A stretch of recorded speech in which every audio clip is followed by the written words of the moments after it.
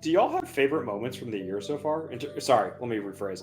Favorite moments from DB15 so far that you can think of? Surge's last coffee pong shot. Yeah, the coffee pong win from yesterday from Surge was very good. Just the timing.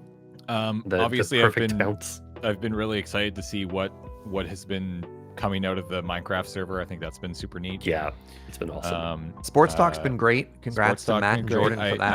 I really liked it when Matt gave me a scone. That was delicious. Yeah. I mean, James getting on a plane and flying to Vancouver is pretty funny. Oh, hold on. Can I make a request to the GIF makers? You know how we have that one with the ping pong ball that bounces on the cup and never goes in? Can we get somebody to modify that GIF so it bounces and then like just starts bouncing up and down on the cup but never goes in? So I will say that's that such a good GIF of you. I will say the if we switch back sides tomorrow and I lose, I will be contesting the first 4 days through whatever means I have possible. Sense. We're just talking about correlation and is not causation, right?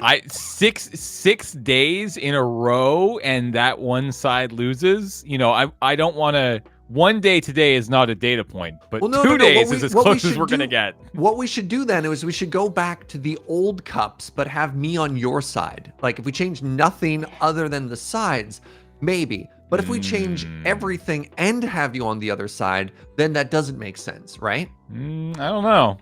I still choose to believe that you as players are completely irrelevant and are just vessels for the sides to compete against each other. All right, what color of socks were you wearing on those days, James? Like, come on, how many variables are we going to talk about here? No just the one, just the side. That's the only variable that matters. 5 losses in a row on that one side. That's the only common denominator. What about the ping pong balls we used that day? We're going to pull them out of the garbage and try and Doesn't matter. Okay. All right. Okay. And tomorrow we'll prove it. Discovered that James and Surge's favorite moments are not coffee pong because, oh my good gosh. just clearly not there. On Dawn Guard, this technically doesn't even happen on the shift, but becomes part of the shift, is I've been really excited every time Matt sent me the notes for Sports Talk because my intro and my outro I take care of, but Matt has been writing all of the highlight clips as well as the main intro every night, and they're real good. They're really good. All the ball jokes are Matt. All the ball jokes are great, Matt. So I've been really enjoying that. And then as much as it personally hurt me, the Kingdom Hearts quiz led to a lot of very fun moments for the stream. That was great. I did enjoy the Kingdom Hearts quiz. I was in agony. I loved it. Not agony.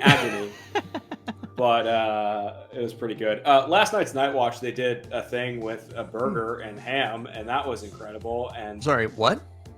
Oh, they sure did. They sure did. The ham. The Hamalier made a reappearance. Oh, the ham father came back. Yeah. Oh wow. Yeah, and it was the possibly one of the more dangerous things I've seen done on Desert Bus. Yeah. Is that what everybody was tweeting about last night? I just saw everybody started subtweeting Desert Bus, and I'm like, I'm too tired. I'm going back to bed. Yeah. Because this is important not only for us but for the audience. It is impossible to keep up with everything that happens at Desert Bus. It's impossible. Yeah. Don't try. You'll die. So what happened? What happened, Matt? So anyhow, we're sort of breaking kayfabe a bit here by acknowledging that this happened, but because you don't acknowledge the ham father, that's how it works. But anyhow, so are you aware of Burger Squad? This has been a Night Watch thing for okay, cool. So Burger Squad, formerly Destiny playgroup that Graham and several of us were in, they would always send burgers. They did a thing this year by recruiting the ham father back. And so anyhow, Ian in full tuxedo with Max on the fiddle playing the Godfather theme. Ian walks in, sets up a meat grinder on the little podium in front of the camera, and then pulls out like a flat of steaks and just starts heaving the meat into the meat grinder. Okay. Hand grinding, by the way. Ian didn't have a plunger for the meat grinder. Okay, so he's pushing it with his fingers. So he's pushing it in with his fingers. That sounds like very Ian, actually. And the meat wasn't frozen, so it was like soft and pliant. And so he's like mashing the meat into the grinder. Of course, the grinder's just gumming up with steak, right? And not grinding. And so then he takes the chef's knife that he had and starts like trying to plunge the meat into the grinder with the butt of the chef's knife. Ooh, I like that. That's great. And what is he holding on to? No, then the blade he's starts holding the to handle do this. and he's like mashing. Yeah. It took 17 minutes. Yeah. So and that's anyhow, playing the whole time. Yeah. So anyhow, eventually, I assume what happened is that Ian had a backup frozen burger patty. I didn't manage to watch quite closely enough to track exactly what happened, but the grinder was like a complete disaster. Okay. And so they moved the grinder away, and then he pulls out a Coleman stove element and puts it up on the podium, puts a cast iron pan on the element, and starts frying up a burger patty. Nice. In the middle of the room, while proceeding to... Oh, he did make the patty, did he? Okay, yeah, he did. He got just enough meat to make the patty. So he made the patty up, starts to fry it, prepares the bun with all the toppings and condiments. Has a thing of burger sauce, has pre-cut nice greens lettuce, not like iceberg, good lettuce, big thick tomato slices. And yep. Max is playing this whole time. All of this. The whole time. Yeah, and then eventually Ian takes out a slice of Swiss cheese or white cheddar or something and puts it over the burger patty to melt it on, and then serves it onto the burger and gives it to Graham, and then the bit ends. And it was that's weird. Interminable. It went on forever. It was hilarious. 17 minutes? 17 minutes of silence. No one talked. No one reacted. Johnny was on the back reading a D&D book. Andrew was driving. Graham was just sitting there typing into Slack. Behind the scenes, Graham and I were exchanging WTFs because no one was ready for this. I certainly wasn't on my couch. And Ian's there shoving meat into a grinder with the butt of a chef's knife. After doing his hands. Or his thumb. Or his thumb. All right, so it's 13 minutes. All right, well, that's better. Oh, okay. 13 That's minutes. much better. But and then when it was all over, they went back to continuing the conversation they were in the middle of. They remembered. Like you do when you do a Hamfather bit. Yeah. God. That's weird. Incredible. All right, yeah. I have now saved that. Thank you, VST, for the link. I have to watch. I have some watching to do after. Oh my God. Yeah. Yeah. That was definitely my favorite moment, I think, so far, just because it was the highest commit to the bit. That being said, don't try that at home. I'm disappointed in the Hamfather's safety precautions, but also I'm not surprised. Was Hamfather around last year at all? Did they do any? I don't think so. I don't think we remote Hamfathered. No. I can't remember. Did we not do anything? Oh no! Yes, last we year? did. No, we did because we all went and got prosciutto. That's right. Yeah, we all went and got prosciutto and had it handed on. That's right. Yeah. That's right. I appreciate that the Hamfather comes back once a year. That's a good one to come back with. I think that's a good. Ham. Corey asked electric or gas grill. Gas. Of course it was gas. Yeah. Why wouldn't it be gas? It's Ian. Because Hamfather was 2019, right? Yeah. It was the last live one. Yeah. That was a good bit. Yeah. It is a good bit. I think that's still probably one of my favorite ever Desert Bus bits. That you bringing in the string duo? Oh Yeah. Oh, it was so good. I mean, actually, now that we're talking about it, that or the scissor lift. If I'm thinking all-time favorite bits now.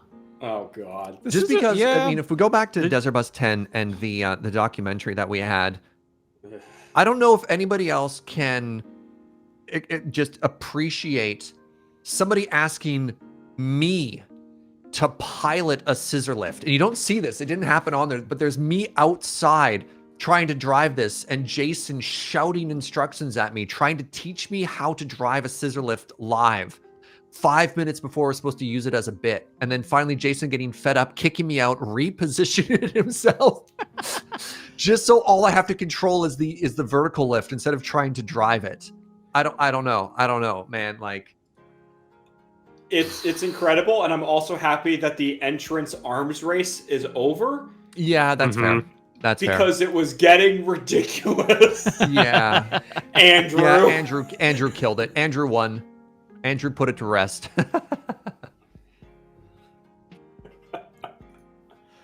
Well, that went a bit farther than expected, in a good way. Thanks, everyone, for sharing that. Challenge Unless anyone else has other favorite moments from the year, from what we've done or what we've seen, if we've been able to see anything. I legitimately don't think I've watched more than 2 minutes. I watched the first hour and a bit of Desert Bus this year. But I really haven't watched. I mean, I haven't really watched Desert Bus in years. Like, no. I do Desert Bus, and then that's basically it. You know what? I keep seeing a Johnny in chat, and I don't know what it is, and I don't care. And I'm like, cool. Chat's got a meme. Well, the thing with I'm and okay the thing, not knowing. The thing is that like once Desert Bus is done, I think the community continues to talk about the bits. But we just start talking about the next Desert Bus. I don't think we ever have I can't think of a single time I've ever really hung out with anybody on Desert Bus and been like, hey, you remember that time on Desert Bus? It just doesn't really happen. We talk about the organization so you don't have to. Yeah, mainly because we don't remember. We talk a little bit about it in the first few days, especially going back to 2019 and previous when we're all together still, like in the day after or the 2 days afterwards. But then it just escapes for a while.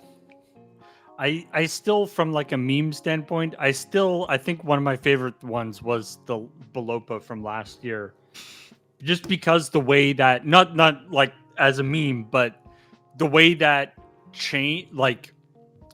because of this disconnect, because of this disconnect between the shifts. Yeah. They were doing all the light night, all the Balopa stuff on Night Watch, and there was a whole mythology that developed around that. But then we would come in for Dawn Guard, having not seen any of that, right? All we had was like what the chat was reacting with.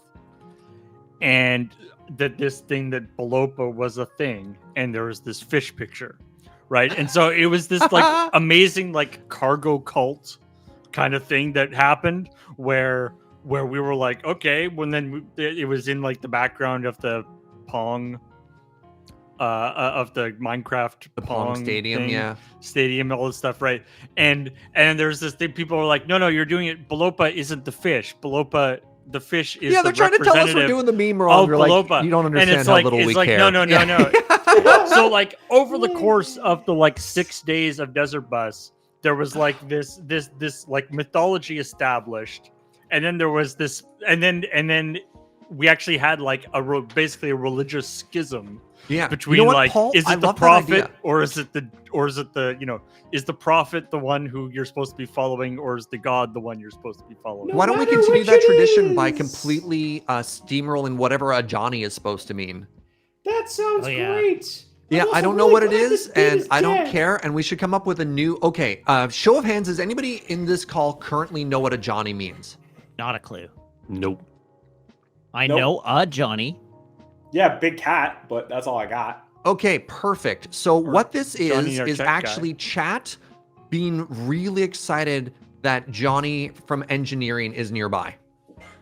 Perfect. And they're like, hey, look, a Johnny. And they just spelled his name wrong. Yeah. Yeah, exactly. Every time I stub my toe, I find myself in a Johnny. When the moon Johnny is in the Slack right now. And Johnny says a Johnny. Yeah. Apparently, by saying his name, if you say Johnny's name 3 times, he shows up. Okay. Wait, the tricky part about this, it's similar to Candyman, except you have to say his name 500 times. Is this a cautionary tale?